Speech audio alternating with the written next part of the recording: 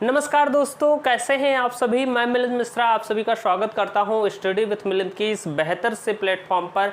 और आज हम सभी पढ़ने वाले हैं खिलजी वंश के अंत के बारे में कि खिलजी वंश का अंत कैसे हुआ, क्या प्रमुख कारण थे खिलजी वंश के अंत के, और इसके लास्ट के जो अयोग्य शासक थे उनके बारे में थोड़ा इंट्रोडक्शन ले लेना है। बहुत ज़्यादा इंपॉर्टेंट नहीं है, लेकिन थोड़ा हमें जानना है कि अगर परीक्षा में इससे प्रश्न पूछ भी लिया जाता है तो हमें ये पता तो रहे, तब वहाँ पर हमसे गलती नहीं होनी चाहिए। इसलिए ये मैंने एक सेपरेट वीडियो बनाई है, बहुत ही छोटी सी। मैंने सोचा तुगलक वंश अगली वीडियो से एक नए टॉपिक के साथ शुरू करूँगा। आज की वीडियो 10 से 12 मिनट की होने वाली है और बेहतर तरीके से आपको मैं खिलजी वंश के अंत के बारे में पढ़ाने वाला हूं। तो चलिए शुरुआत करते हैं इस बेहतर सी वीडियो की। खिलजी वंश के अंत की बात करें प्यारे दोस्त, तो खिलजी वंश का अंत कब से शुरू हुआ? जब अलाउद्दीन खिलजी की मृत्यु हो गई। और उसकी मृत्यु के बाद क्या हुआ कि कोई भी योग्य शासक नहीं हुआ जो खिलजी वंश को संभाल सके, और अलाउद्दीन खिलजी के इतना बुद्धिमान योग्य शासक कोई नहीं हुआ।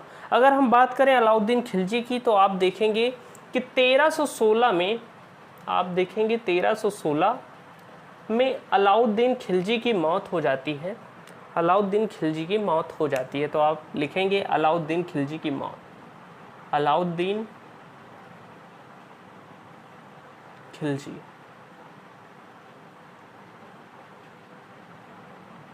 की मृत्यु कब होती है? 1316 में होती है। और जैसे ही इसकी मृत्यु होती है उसके बाद खिलजी वंश के अंत की जो प्रक्रिया है वो धीरे धीरे शुरू हो जाती है। इसका अंत कैसे हुआ, यानी कि अलाउद्दीन खिलजी जो है इसकी मृत्यु कैसे हुई, तो अगर हम बात करें तो अलाउद्दीन खिलजी की मृत्यु का कोई कठोर प्रमाण नहीं मिला है। कई लोग कहते हैं कि इसकी हत्या की गई थी, या कई इतिहासकार ये मानते हैं कि इसे विष देकर मारा गया था, यानी कि जहर पिलाकर या जहर देकर मार दिया गया था। कई इतिहासकार तो इसके सेनापति मलिक काफूर को भी इसका दोषी मानते हैं कि मलिक काफूर ने ही अलाउद्दीन खिलजी की हत्या की थी, क्योंकि मलिक काफूर को आप देखेंगे धीरे धीरे उसके अंदर ये आकांक्षा जागृत होगी कि वो दिल्ली सल्तनत का स्वयं सुल्तान बन जाए। उसे लालच आ जाता है उसके मन में दिल्ली सल्तनत की गद्दी के ऊपर, यानी कि वो हर कोशिश करता है कि किसी तरह उसे दिल्ली सल्तनत की गद्दी मिल जाए। तो कई इतिहासकार ये भी मानते हैं कि अलाउद्दीन खिलजी की मृत्यु के पीछे उसका भी हाथ था। तो ये सारी बातें थी। अगर हम बात करें कि अलाउद्दीन खिलजी के बाद कौन बना दिल्ली का शासक, तो मलिक काफूर ने क्या किया कि जैसे अलाउद्दीन खिलजी की मृत्यु होती है तो 1316 में इसने अलाउद्दीन के छोटे पुत्र शिहाबुद्दीन उमर को दिल्ली सल्तनत का सुल्तान बनाया। तो आप लिखेंगे यहाँ पर कि 1316 में जैसे ही अलाउद्दीन खिलजी की मृत्यु होती है तो 1316 में ही मलिक काफूर क्या करता है? मलिक काफूर अलाउद्दीन के, आप लिखते हुए चलेंगे साथ में, अलाउद्दीन के छोटे पुत्र शिहाबुद्दीन उमर को दिल्ली का सुल्तान बनाता है। क्या नाम है इसका? शिहाबुद्दीन उमर। शिहाबुद्दीन उमर को दिल्ली सल्तनत का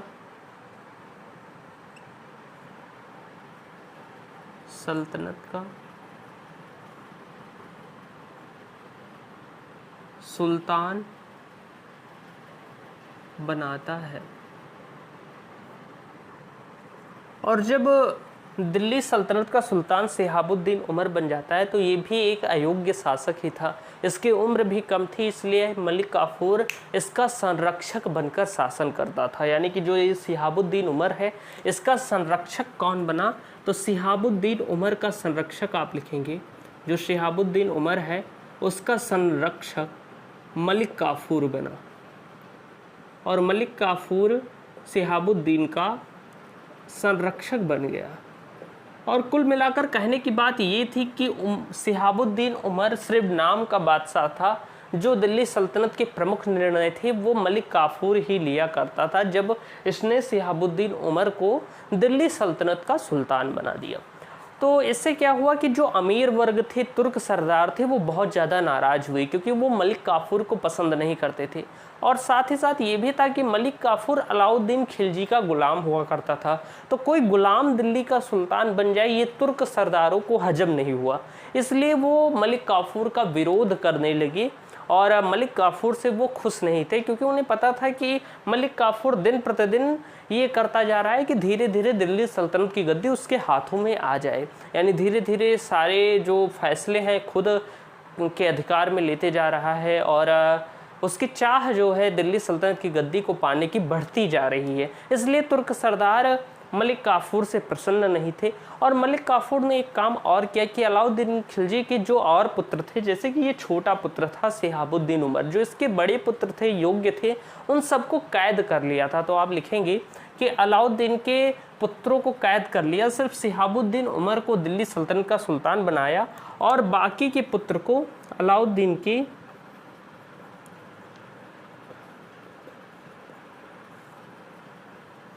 बाकी पुत्रों को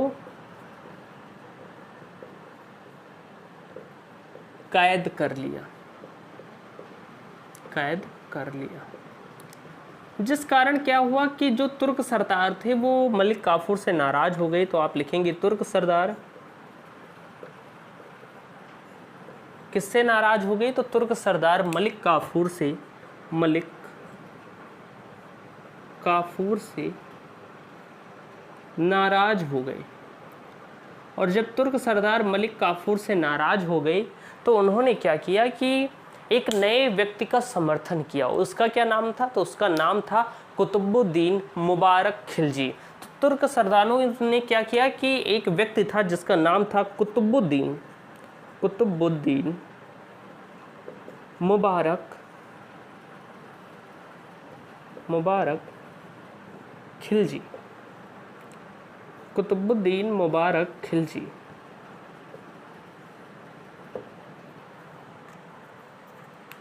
को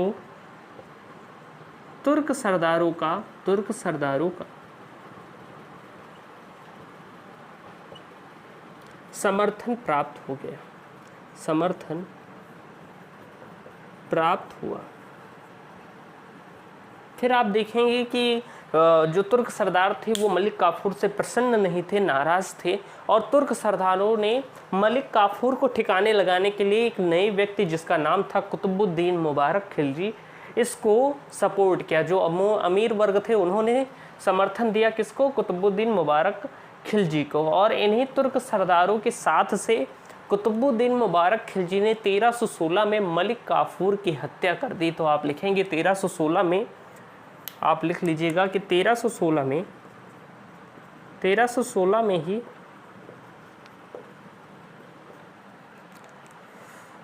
मुबारक खिलजी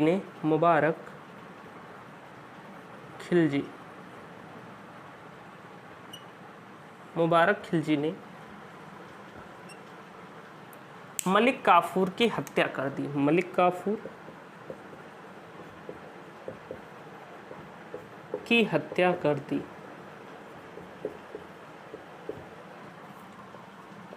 तथा सिहाबुद्दीन उमर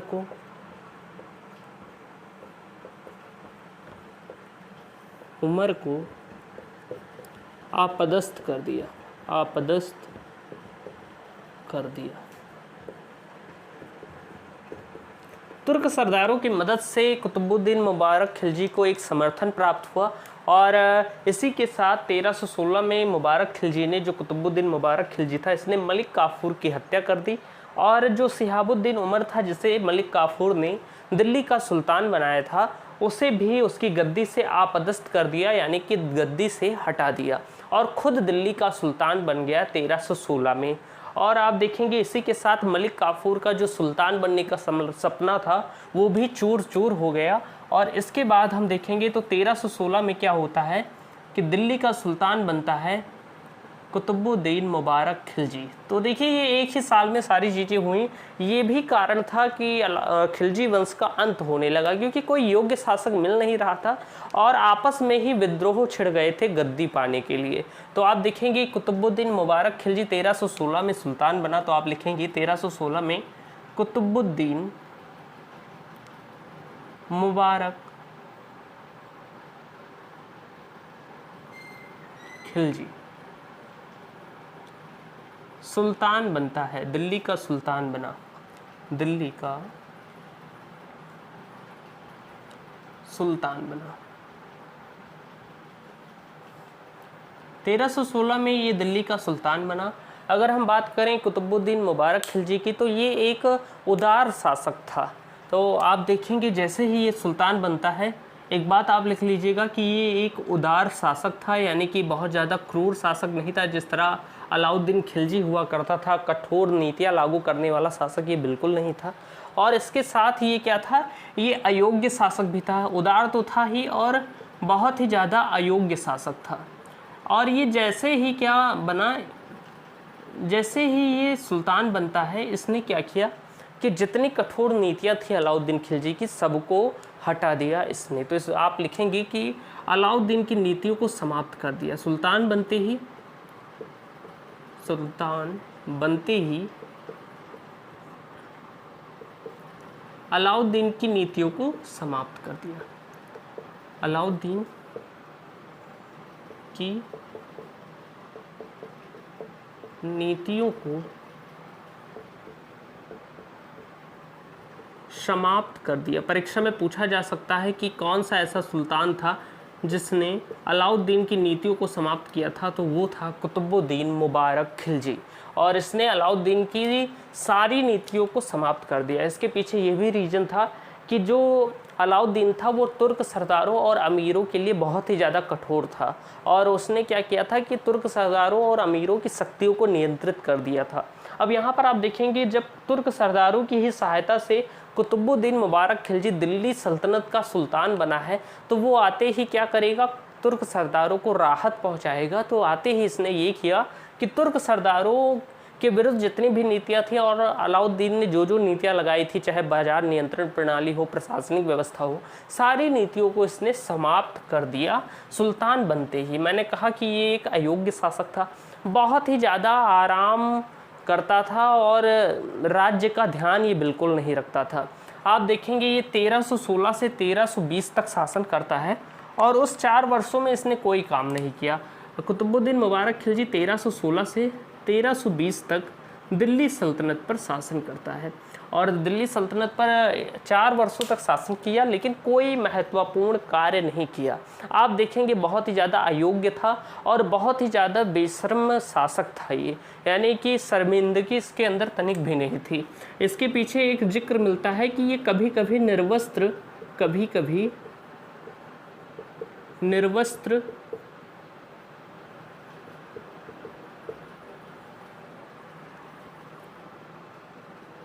दरबार में चला जाता था, निर्वस्त्र दरबार में चला जाता था।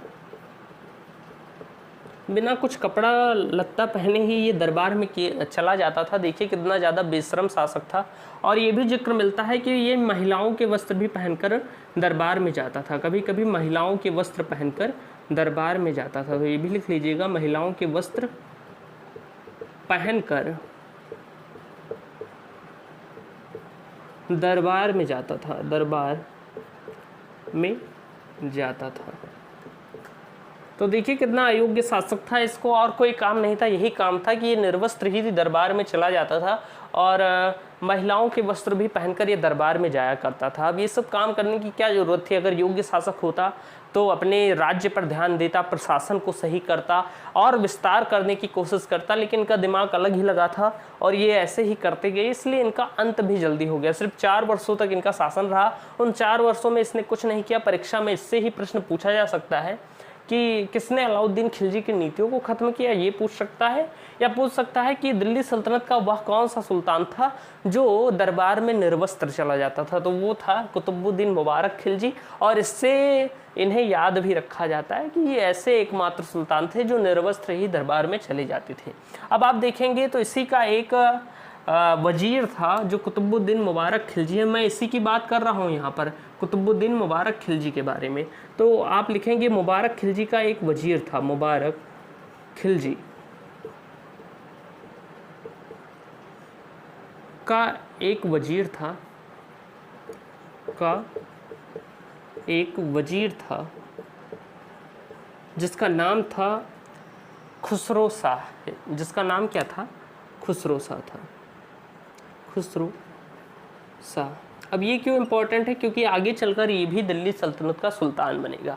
तो आप इतनी चीज़ें पहले नोट कर लीजिए, फिर मैं खुसरो शाह की कहानी कंटिन्यू करता हूँ आपके लिए। तो आप इसे, आप चाहे स्क्रीनशॉट ले लिया कीजिए, मैं जब भी कहूँ कि आप नोट कर लीजिए, तो अगर आप काफ़ी दूर हैं, साथ में नोट कर नहीं चल रहे थे, तो आप स्क्रीनशॉट ले लिया कीजिए, इसलिए मैं हट जाता हूँ। तो आप ले लीजिए स्क्रीनशॉट और फिर हम बात करते हैं आगे की चीज़ों के बारे में। तो अब हम बात करते हैं आगे की चीज़ों के बारे में। आई होप आपने इधर का तो नोट कर लिया होगा, तो हम इधर का इरेज कर देते हैं और उधर आप लिखते चलिए। ओके, मैं सारी चीज़ें आपको बताते चल रहा हूँ अच्छे तरीके से। मैं आपको खिलजी वंश के अंत को बता दूंगा, जो इसके अंतिम शासक थे उनके बारे में, कि अगर प्रश्न यहाँ से भी पूछ लिया जाता है तो आपको पता रहे। और मन लगाकर पढ़ते रहिए। मैं अब रेगुलर वीडियोस आपके लिए बना रहा हूँ, कोई दिक्कत की बात नहीं है। बेहतर तरीके से आपकी क्लासेस चलेंगी और मुझे लगता है कि 1 महीने के अंदर मैं आपका पूरा मध्यकालीन भारत का इतिहास समाप्त कर दूंगा, अगर मैं इसी रफ्तार से पढ़ाता रहा तो।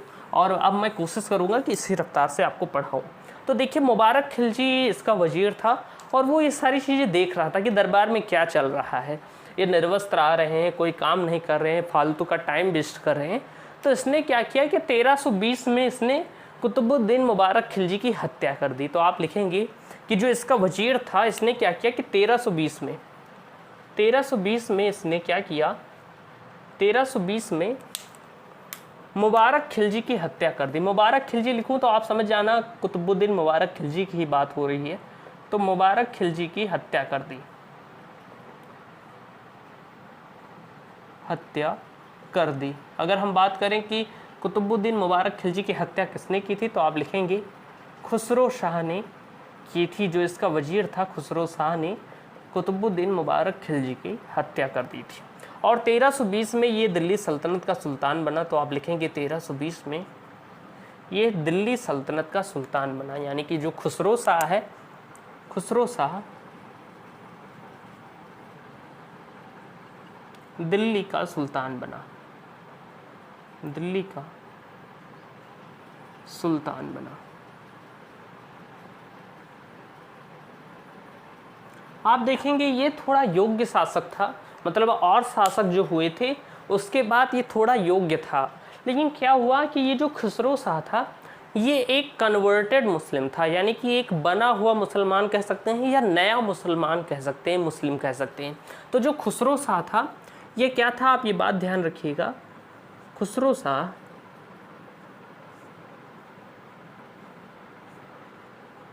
कन्वर्टेड मुस्लिम था, या आप कह सकते हैं कि बना हुआ मुस्लिम था, बना हुआ मुस्लिम था, या आप कह सकते हैं इसने धर्म परिवर्तन किया था। पहले ये शायद हिंदू हुआ करता था या किसी और धर्म का हुआ करता था, इसने बाद में मुस्लिम धर्म अपनाया, यानी कि आप कह सकते हैं नया मुस्लिम था। और यह बात क्या हुआ, यह बात पंजाब के इक्तेदार को पता चल गई। इसके शासनकाल में पंजाब का इक्तेदार हुआ करता था गाजी मलिक। खुसरो शाह जब दिल्ली सल्तनत का सुल्तान बनता है तो उस समय पंजाब का इक्तेदार कौन हुआ करता था, तो गाजी मलिक हुआ करता था। तो आप लिखेंगे खुसरो शाह के समय, खुसरो शाह के समय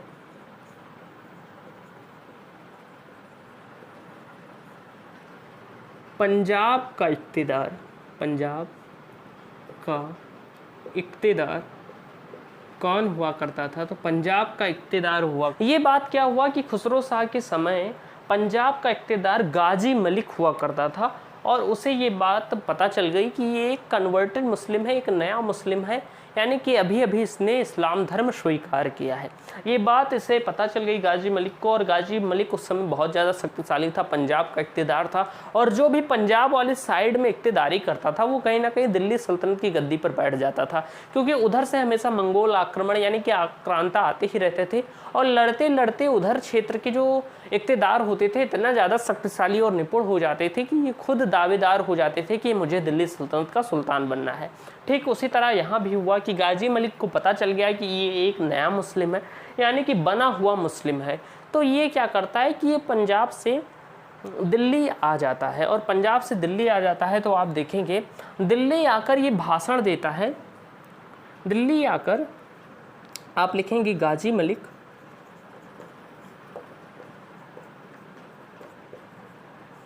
दिल्ली आता है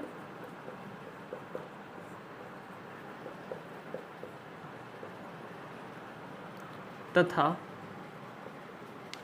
खुसरो शाह के विरुद्ध जनता में खुसरो शाह के विरुद्ध जनता में इस्लाम विरोधी भाषण देता है। इस्लाम विरोधी भाषण देता है, भाषण देता है।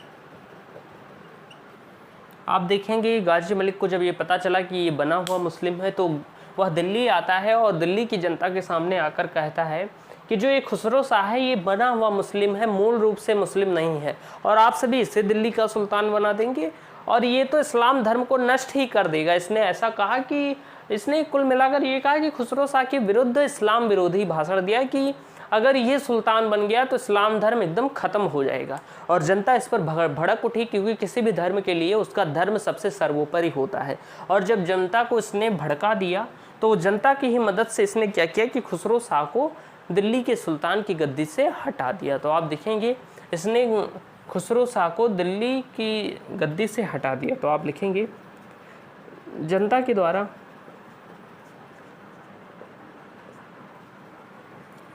खुसरो शाह को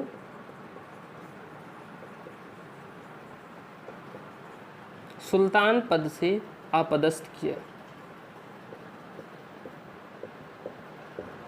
अपदस्थ किया, यानी कि सुल्तान पद से हटा दिया। अगर मैं बात करूं गाजी मलिक की, फिर यही बनता है दिल्ली का सुल्तान, यानी कि आगे चलकर यही गाजी मलिक जब इसे हटा देता है सुल्तान पद से और खुद बन जाता है दिल्ली सल्तनत का सुल्तान। अगर मैं बात करूं तो गाजी मलिक के द्वारा ही एक नए वंश की स्थापना की जाती है। गाजी मलिक के द्वारा एक नए वंश की स्थापना की जाती है, एक नए वंश की स्थापना की जाती है, वंश की स्थापना की जाती है, स्थापना की जाती है। जिस वंश का क्या नाम है, तो आप लिखेंगे उस वंश का नाम है तुगलक वंश। उस वंश का क्या नाम है? तुगलक वंश। फिर आप कहेंगे कि सर तुगलक वंश का जो संस्थापक है वो तो गयासुद्दीन तुगलक है, और आप कह रहे हैं गाजी मलिक। तो भैया ये जो गाजी मलिक है इसका ही नाम गयासुद्दीन तुगलक था, तो ये इसका मूल नाम था गाजी मलिक। लेकिन जब ये सुल्तान बनता है तो ये इसका जो मेन नाम था वो था गयासुद्दीन तुगलक। ये जो मलिक फिरोज है ये कोई और नहीं, ये गयासुद्दीन तुगलक है जो तुगलक वंश की स्थापना करेगा। तो आई होप आपको आज की ये वीडियो पसंद आई होगी। मैंने आपको बता दिया है सारी चीज़ें और अच्छे से खिलजी वंश का अंत हमने पढ़ लिया। अगर मैं बात करूं खिलजी वंश के अंत के प्रमुख कारण यही थे कि कोई योग्य शासक नहीं हुआ और अलाउद्दीन खिलजी ने इतनी ज़्यादा कठिन नीतियां अपनाई थी कि इसके अंतिम के शासकों को उस नीतियों पर चलना बहुत ही ज़्यादा कठिन हो गया। जनता असंतुष्ट भी थी और तुर्क सरदार भी नाराज़ थे, इसलिए सत्ता का परिवर्तन होता गया। और सबसे महत्वपूर्ण कारण यही था कि कोई योग्य शासक नहीं हुआ। इसके बाद आप देखेंगे गाजी मलिक जो कि ये एक योग्य शासक होगा, इसने खिलजी वंश का अंत किया और एक नए वंश की स्थापना की जिसे कहा गया तुगलक वंश। आई होप आपको आज की वीडियो पसंद आई होगी। वीडियो को लाइक कीजिएगा। जय हिंद, वंदे मातरम।